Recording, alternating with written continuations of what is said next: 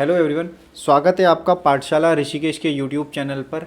तो हमारी जो स्टैटिक एमसीक्यू सीरीज़ है स्टैटिक क्वेश्चंस की, वो हम करने जा रहे हैं। ये उसका तीसरा पार्ट शायद होने वाला है। ठीक है, हम क्या है कि ये जो सारे एग्ज़ाम्स आप देख रहे हो, इन सब के लिए वो सबसे इम्पॉर्टेंट हैं कि वो सब प्रीवियस ईयर एग्ज़ाम्स में आए हुए क्वेश्चंस हैं, और इन सब में एग्ज़ाम में कहीं ना कहीं वो क्वेश्चंस फिर से रिपीट होने के चांस होते हैं। इन सभी एग्ज़ाम्स को लेकर के हमारे ऑफलाइन बैचेस पाठशाला ऋषिकेश में स्टार्ट हो रहे हैं, तो आप इनरोल कर सकते हैं। हम डायरेक्ट एमसीक्यू सीरीज़ की तरफ चलते हैं। कम टाइम लगा करके ज़्यादा क्वेश्चन करने हैं, इसलिए बहुत ज़्यादा डिटेलिंग में हम इन क्वेश्चंस की नहीं जाएंगे। जहाँ पर ज़रूरी होगा मैं आपको एडिशनल जानकारी देता हुआ चलूँगा। उसके अलावा हम क्वेश्चंस को थोड़ा जल्दी करेंगे, तो आपको फटाफट क्वेश्चन पढ़ना है ताकि कम टाइम में शुरुआत की जा सके। हमारा सौरमंडल किस आकाशगंगा का एक हिस्सा है? सौरमंडल की बात है और आकाशगंगा पूछा जा रहा है, किस आकाशगंगा का ये पार्ट है? ऑप्शन है एंड्रोमेडा, ट्राइगुलम, मिल्की वे या बोडे। ठीक है, बहुत आसान होता है ये क्वेश्चन बता पाना। अगर आप ज्योग्राफी में बेसिक पढ़ा है और आने वाला आप सीजीएल जो है एसएससी का जो 21-22 का कैलेंडर आया है, जिसके एग्ज़ाम 22 में होने हैं, उसके लिए अगर आप प्रिपेयर कर रहे हो तो ये बहुत ज़्यादा इंपॉर्टेंट आपके लिए हो जाता है। आगे चलते हैं। योजना आयोग की स्थापना भारत सरकार द्वारा किस वर्ष की गई थी? अगर आपने मेरी प्रीवियस ईयर्स क्वेश्चंस की वीडियो देखी है हिस्ट्री की, तो वहाँ भी ये बताया गया है। स्टैटिक जीके में भी ये बताया गया है, तो आपने देखना है, आपको डेट याद आएगी 15 मार्च की, 15 मार्च 1950। तो इस हिसाब से इसका आंसर हो गया ये वाला 1950 में। ठीक है, तो ये तो प्लानिंग कमीशन है, मतलब योजना आयोग की बात चल रही है। तो इसी तरह से 1 जनवरी 2015 को क्या बना है? नीति आयोग बना है। तो जिन्हें नीति आयोग की फुल फॉर्म नहीं मालूम है, उन्हें देख लेनी चाहिए। आगे चलते हैं। इसकी नीति आयोग की फुल फॉर्म है national institution for transforming India. अगला क्वेश्चन हिस्ट्री से है। बक्सर का युद्ध किस वर्ष लड़ा गया था? बहुत ही easy question. Battle of Buxar की बात की जा रही है। बैटल ऑफ बक्सर की बात की जा रही है। ठीक है, 4 ऑप्शन हैं, तो आंसर हो जाएगा 1764 का। ठीक है, आगे चलते हैं। भारतीय संविधान की कौन सी अनुसूची संघ राज्यों के बीच शक्तियों के विभाजन से संबंधित है? आपको मालूम होगा जो हमारा इंडियन कॉन्स्टिट्यूशन है उसमें 12 शेड्यूल हैं। पहले कितने थे? तो पहले 8 थे, उसके बाद ये 12 हो गए। ठीक है, तो उसी में से बात की जा रही शक्तियों का विभाजन। तो देखो याद कर लो कि शक्तियों का विभाजन है 7वीं अनुसूची में, 7th में, है ना। 7 हमने शक्तियों का विभाजन किया है। सभी को 7 ले करके हमने ये शक्तियाँ बांटी हैं, विभाजन किया है। किसमें? अनुसूची में, संघ और राज्यों के बीच। कौन सी अनुसूची? 7th शेड्यूल की बात हो रही है। अगले क्वेश्चन की तरफ चलते हैं। साधारण ब्रह्म समाज की स्थापना कोलकाता में किसके द्वारा की गई? 4 ऑप्शन है। आप केवल ब्रह्मो समाज या ब्रह्म समाज पढ़ते होंगे और आपको नाम याद आता होगा राजा राम मोहन रॉय का, जिन्होंने 1828 में की थी, है ना। फिर देखिए ये चेंज होता चला गया और 1866 तक आते आते ब्रह्म समाज आदि ब्रह्म समाज में, है ना, नए ब्रह्म समाज में और साधारण ब्रह्म समाज में बट गया। साधारण ब्रह्म समाज की स्थापना 1878 में हुई, मतलब इसकी स्थापना जो है वो ही 1878 में। इसका आंसर है आनंद मोहन बोस ने इसकी स्थापना की थी। आगे चलते हैं। 1905 में भारतीय राष्ट्रीय कांग्रेस के अध्यक्ष कौन थे? देखिए 1905 में ईयर पूछा हुआ है। 1905 में ही सर्वेंट्स ऑफ इंडिया सोसाइटी, है ना, सर्वेंट्स ऑफ इंडिया सोसाइटी की स्थापना की गई थी। तो इसको थोड़ा सा पीछे कर लेते हैं। 1905 भारतीय राष्ट्रीय कांग्रेस के अध्यक्ष कौन थे? सीधा सा आंसर है, बहुत ही आराम सा आप कर सकते हो, गोपाल कृष्ण गोखले जो थे, जो गांधी जी के गुरु थे, वो कांग्रेस के अध्यक्ष थे। आगे चलते हैं। एशिया की सबसे ऊंची पर्वत चोटी, बहुत ही आसान क्वेश्चन, कहाँ का? एशिया की सबसे ऊंची पर्वत चोटी गॉडविन आस्टीन, इसका एक नाम K2 भी है, इसका एक नाम K2 भी है। माउंट एवरेस्ट बोला है, कंचनजंगा बोला है, नंदा देवी बोला है। एशिया के बारे में माउंट एवरेस्ट कहाँ है? नेपाल की बात, तो नेपाल तो एशिया में ही है भाई। तो यही इसका आंसर हो जाएगा। 8848 पॉइंट कुछ 5 में है, ये 85 के आसपास है शायद, तो आप देख लीजिएगा, इसको चेक कर लीजिएगा, इतनी इसकी हाइट है। आगे चलते हैं नेक्स्ट। डंकन मार्ग निम्नलिखित में से किस स्थान पर स्थित है? डंकन मार्ग, है ना।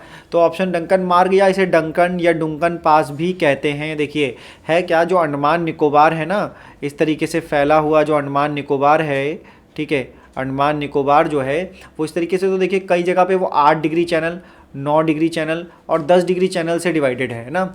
8 डिग्री चैनल, 9 डिग्री चैनल, डुंकन पास, इस तरह से। तो जैसे 9 डिग्री चैनल है तो 9 डिग्री चैनल है लक्षद्वीप और लक्षद्वीप और मिनिकॉय के बीच। 8 डिग्री चैनल लक्षद्वीप और मिनिकॉय के बीच है। इसी तरह से डंकन मार्ग भी है। तो आपको 4 ऑप्शन दिखाई दे रहे होंगे, आसान क्वेश्चन है। दक्षिणी अंडमान और जो छोटा अंडमान है उसके बीच में है डुंकन मार्ग, तो आप सीधा याद कर लीजिए दक्षिणी अंडमान तो रहेगा, साथ में आ जाएगा छोटा अंडमान। अगले क्वेश्चन की तरफ चलते हैं। रोरिंग फोर्टीज क्या है ना। आपको ये 4 ऑप्शन पढ़ने हैं, इनमें से एक आंसर है। देखो मैं आपको बता दूं, ये जो एमसीक्यू सीरीज़ है स्टैटिक पार्ट की, ये बहुत फास्ट हम लोग करेंगे ताकि आपको ऐसा फील आए कि आप एसएससी सीजीएल में जो आपके एसएससी सीजीएल में आपके जो 25 क्वेश्चन आने हैं कुछ उस तरह से मिलते जुलते क्वेश्चन होंगे और भयानक होंगे ये क्वेश्चन, ठीक है, जैसा सीजीएल का एग्जाम का लेवल रहता है। आपने पढ़े हुए होंगे तो आपसे ज़रूर हो पाएंगे, और नहीं पढ़े हैं तो एक बार फिर से पढ़ लो, या जीएस का जो मेरी ऑफलाइन बैच चल रहे हैं पाठशाला ऋषिकेश में, आप उसको ज्वाइन कर सकते हो। हम लोग पूरी कोशिश कर रहे हैं कि फरवरी तक आपके एडवांस बैच के कोर्सेज खत्म हो जाएं, ठीक है। तो देखते हैं रोरिंग फोर्टिस की बात है तो रोरिंग फोर्टिस कहां पर चलती है, तो ये दोनों ऑप्शन तो भारी हो जाएंगे। उत्तरी गोलार्ध या दक्षिणी गोलार्ध की एक तेज हवा है जो अगर बात करें तो 40 डिग्री या 50 डिग्री जो लैटिट्यूड है उसके आसपास ये चलती हैं, ठीक है। तो आपको ध्यान देना है कि इसका आंसर हो जाएगा दक्षिणी गोलार्ध की तीव्र पश्चिमी हवा है, वेस्ट की तरफ चलने वाली हवाएं हैं। अगले क्वेश्चन की तरफ चलते हैं।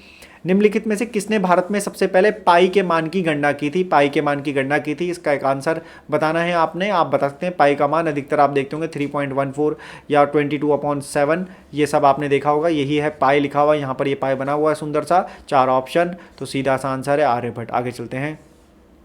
निम्नलिखित विद्वानों में से कौन हड़प्पा सिंधु घाटी सभ्यता के पहले खोज करता थे। जरा ध्यान देना और ध्यान से पढ़ना कि जब हम हिस्ट्री को पढ़ते हैं, अगर हम हिस्ट्री को पढ़ते हैं उसमें 3 पार्ट आते हैं, तो एंशियंट पार्ट होता है, मेडिवल होता है और मॉडर्न होता है, ठीक है। तो देखो मॉडर्न तो पूरा का पूरा ही इंपॉर्टेंट है। मेडिवल में हम सल्तनत पीरियड से और मुगल काल तक जाते हैं, सल्तनत पीरियड मुगल काल तक। एंशियंट में कुछ हम चुन करके बहुत सिलेक्टेड टॉपिक पढ़ते हैं, उनमें से एंशियंट हिस्ट्री में सिंधु घाटी सभ्यता या इंडस सिविलाइजेशन एक टॉपिक होता है, इंडस सिविलाइजेशन एक टॉपिक होता है, ठीक है। इंडस सिविलाइजेशन होता है, महाजनपदा होते हैं, महाजनपदा होते हैं, ये बातें आपको थोड़ी याद रखनी है। तो उसी तरह से पूछा गया कि कौन थे, तो दयाराम साहनी आपको मिल जाएगा आंसर। दयाराम साहनी 1921 का टाइम पीरियड रहा है, ये इसके खोज करता थे, बाकी सभी साधारण ऑप्शन है। आगरा किले में जंजीर अदल या न्याय की श्रृंखला, देखो जंजीर अदल लिखा हुआ है ना, ये बड़ा इंपॉर्टेंट है, किसने की थी, 4 ऑप्शन आपके सामने है, बड़ा आसान क्वेश्चन है, सीधा सीधा आप कर पाएंगे, मुगल काल से रिलेटेड है। तो जहांगीर ने कि वो गिरे नहीं इसलिए उसने न्याय की श्रृंखला बना ली थी, ये याद करने के लिए मैं आपको बता रहा हूँ, ठीक है, आपको ध्यान देना है। आगे चलते हैं। भारत के संविधान में निम्नलिखित में से किसका उल्लेख है, इसके लिए थोड़े से सही से समय ले लो या वीडियो को पॉज करके देख लो, ये एक बहुत ही इंपॉर्टेंट क्वेश्चन है और आपको पता होना चाहिए। देखो ऐसे क्वेश्चन में पूछा जाता है कि संविधान में किसका उल्लेख है, मतलब 3 बातें ऐसी हैं जिसका उल्लेख नहीं है, जिसके बारे में बहुत अच्छी एक्सप्लेनेशन हमें देखने को नहीं मिलती हैं। तो किसका उल्लेख है, इस पर आप देखेंगे तो भारत के प्रधानमंत्री के चयन और नियुक्ति की प्रक्रिया बताई गई है, लोकसभा में मंत्रियों की परिषद की सामूहिक जिम्मेदारी के बारे में बताया गया है, उप प्रधानमंत्री का कार्यालय है, लोकसभा में सदन के नेता के बारे में बताया गया है। तो ध्यान देना है कि सिर्फ इस वाली बात जो है, लोकसभा में मंत्रियों की परिषद की सामूहिक जिम्मेदारी जो है, कलेक्टिव रिस्पॉन्सिबिलिटी जो है लोकसभा में, वो मिनिस्टर्स की काउंसिल की बनती है, इसी बात को बताया गया है, क्योंकि अगर लोकसभा में उनका विश्वास नहीं रहेगा तो उनको इस्तीफा देना पड़ेगा, है ना। They swim together they sink together, ये वाली बात भारत में प्रधानमंत्री और उसकी मंत्रिपरिषद के बारे में कही जाती है। किस नक्षत्र मंडल को सप्त ऋषि कहा जाता है, बहुत ही अच्छा सवाल है, बहुत ही अच्छा क्वेश्चन है, ध्यान दो। 4 ऑप्शन आपके सामने हैं, सीधा सीधा आंसर हम बता देते हैं, उर्सा मेजर, इस तरह के 8 सप्तऋषि मंडल होते हैं, ठीक है। तो उनमें से हर किसी नक्षत्र मंडल को अलग अलग नाम से जाना गया है, तो सप्तऋषि नाम से जाना गया है, उर्सा मेजर को, उर्सा माइनर को, ये बार बार एग्जाम में आता है। अगला क्वेश्चन है, गांधी का दांडी मार्च किसका हिस्सा था। दांडी मार्च से याद आएगा आपको कि गांधी जी के कुछ मेजर मूवमेंट रहे हैं, 1920 का, 1930 का, 1942 का, है ना। ये 3 नेशनल मूवमेंट बहुत बड़े मूवमेंट रहे हैं, और भी रहे हैं, ऐसा नहीं है। 1917 हम पढ़ते आ रहे हैं, 18 हम पढ़ते आ रहे हैं, 1919 हम पढ़ते आ रहे हैं, 1928 भी कर सकते हो, बारदोली को भी मान लो, 1940 को भी मान लो व्यक्तिगत सत्याग्रह, लेकिन 1920, 30 और 42 को, तो ये वाला हिस्सा आ जाएगा जब हमने सिविल डिसोबीडियंस मूवमेंट चलाया था। तो सिविल डिसोबीडियंस मूवमेंट चलाया था तो 1930 30 का मसला है और ये हो जाएगा सविनयवज्ञा आंदोलन। आगे चलते हैं, एक्सरे की खोज किसने की है? तो जैसा कि मैंने आपको बताया स्टैटिक पार्ट है, क्योंकि सारा का सारा एसएससी सीजीएल के हिसाब से, तो क्वेश्चन इसी हिसाब से है। आंसर हो जाएगा रोएंटजन, सीधा है, याद करो। अगर अभी भी नहीं पढ़ा है तो फिर से पढ़ लो, यही इसी तरह के क्वेश्चन आपको एग्जाम में देखने को मिलेंगे। भोपाल गैस त्रासदी के लिए उत्तरदायी प्रमुख प्रदूषक कौन सा है? 4 ऑप्शन है। कब ये घटना हुई थी तो देख लेते हैं, 3 या 4 दिसंबर की डेट मानी जाती है और ईयर बताया जाता है 1984, 1984, ठीक है, ये इसका ईयर है। मिथाइल आइसोसाइनाइड ये गैस थी जो भोपाल गैस त्रासदी की रही थी। आगे चलते हैं, सारे जहां से अच्छा हिंदुस्तान हमारा गीत किसने लिखा है? सारे जहां से अच्छा हिंदुस्तान हमारा। 4 ऑप्शन आपके सामने हैं, तो बहुत आसान, राम प्रसाद बिस्मिल, मोहम्मद इकबाल, साहिर लुधियानवी, अशफाक उल्ला खां। 4 ऑप्शन में से मोहम्मद इकबाल जो है इसका बिल्कुल सही आंसर है। आगे क्वेश्चन की तरफ चलते हैं और हम जल्दी से जल्दी कवर करने की कोशिश कर रहे हैं, इसलिए मैं फटाफट ये क्वेश्चन करवा रहा हूँ ताकि आपके कम टाइम में आप ज़्यादा प्रैक्टिस या ज़्यादा एसएससी के क्वेश्चन दे पाओ। और आप कहाँ पर लैग कर रहे हो उसकी प्रिपरेशन आप एसएससी के हिसाब से और अच्छे से करो। गलकंड एक रोग होता है, शरीर में किस हार्मोन की कमी के कारण बनता है? ये पूछा गया है। तो देखो 4 option, testosterone, estrogen, adrenaline, thyroxine ये नाम है, तो थायरॉक्सिन हो जाएगा इसका आंसर। आगे चलते हैं, शांत घाटी, इसी को आप कह सकते हो साइलेंट